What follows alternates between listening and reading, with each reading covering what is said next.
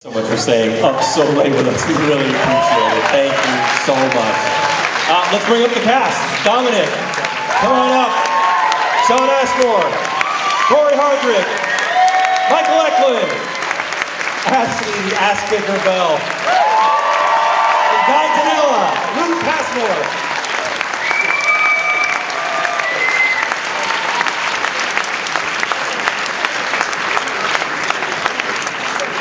Hello. All right, so first off, I want to ask you, we've seen post-apocalyptic stories before. What chose you to go to that genre? Doug? Guy, why don't you take that one? No, this is Guy's. Looks. Do you want to? I don't know. I mean, I guess this was sort of a response to a lot of post-apocalyptic movies, a lot of siege movies, and really wanting to tell a movie about, build a world to tell a story about characters, as opposed to the other way around. So that's really where it simply started. We were in my kitchen drinking, and you said, I wanted a post-apocalyptic siege movie, and that was really genesis from there. The great thing is, like, when I saw it, I knew nothing going into it at all. And I think that was kind of the charm. But I was really impressed by the good, slow, but strong portrayal of the characters, each kind of knowing their strengths. Can you talk about the writing of that? I really, I mean, I love post-apocalyptic movies, but they all seem to have the same kind of prologue. They either have a voiceover or they show a montage of, like, this is what happened when the world ends. I like just diving right into things and letting the audience actually catch up and work and to try to understand, instead of me just feeding all of you the information, actually engage the audience as to try to figure out what's happening. I think that's, I try to show respect for that, so, as opposed to just spoon feeding it to you guys. So that was my Did it work? Did it work? Do you guys know what's going on? And Dominc, what attracted you to the project? What rang true for you? You know, we've all been hanging out for the last day or so.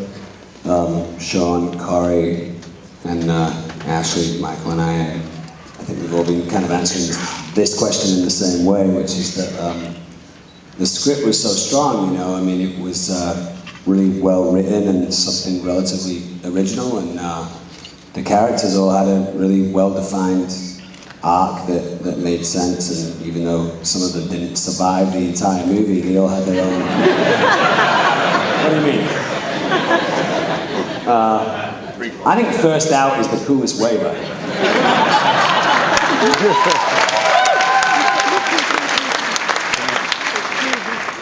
Yeah, it was, you know, we all had a story to tell, and it was told, and then we exited, and I really admired that type of script writing, so that was why I got involved with the project.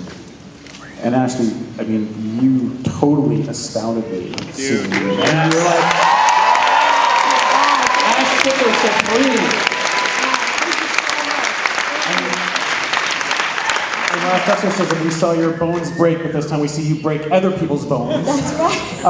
What brought you to it? I mean, this is a really physically intense performance. What? It was exactly that. I love the opportunity to play both physically and emotionally challenging roles.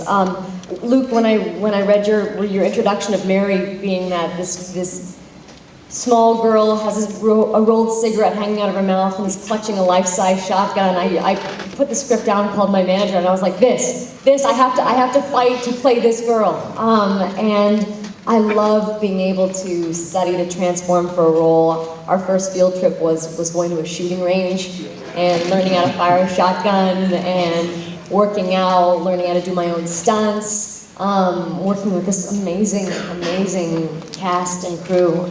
It was just to dive in and be a badass. That's what I've always dreamed of. So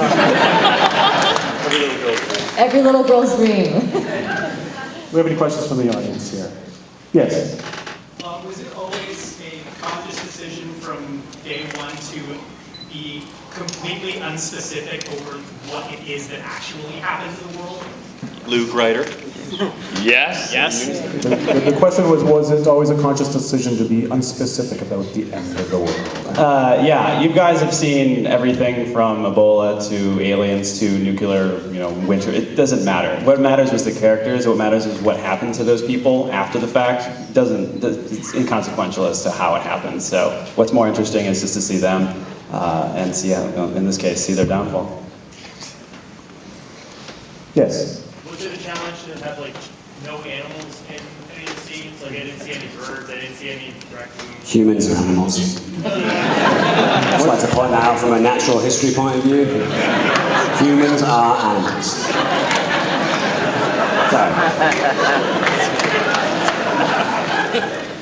So did you have to have an anti-wrangler to keep all the raccoons and the deer away? That was a creative decision, so you might be onto something. You can keep digging and figuring that out, but that was a purposeful thing. Yeah. No bugs in the house. No bugs. No bugs in the house. Anyone from the balcony? Don't be shy up there. Down here. Yes. With all the stunts you did, were there any injuries on set? Were there any injuries on set? Yeah, sadly there were. I wish I could say no. I wish I could say we were completely safe and no one was injured during the making of the film, but no, there were bumps and bruises along the way the entire time. I mean, you guys, the Michael and Ashley fight was literally choreographed to a degree, and then it just became fucking chaos. And it was just like trying to follow the madness as Michael was throwing Ashley around, and she was hocking up loogies on his face, and it was insane. Yeah, we didn't script this spitting. So there's some things that just happen organically. That happened to be one of them. So. Admittedly, Michael was opening his mouth and asking her to spit into his mouth. It was a nice offer. I wanted to do my part. Any bumps and bruises that you guys had? Honestly, no. I mean, I had bumps and bruises, but nothing to speak of. I think every day we came home with a few more marks, and every day we were wearing them with honor, our badges. But yeah, I didn't have anything major, so. I think it was funny that originally they started painting on bruises onto us, and then by the end of filming, they didn't have to paint anything anymore. It's wonderful. Shawn and Dominc, you were both co-producers.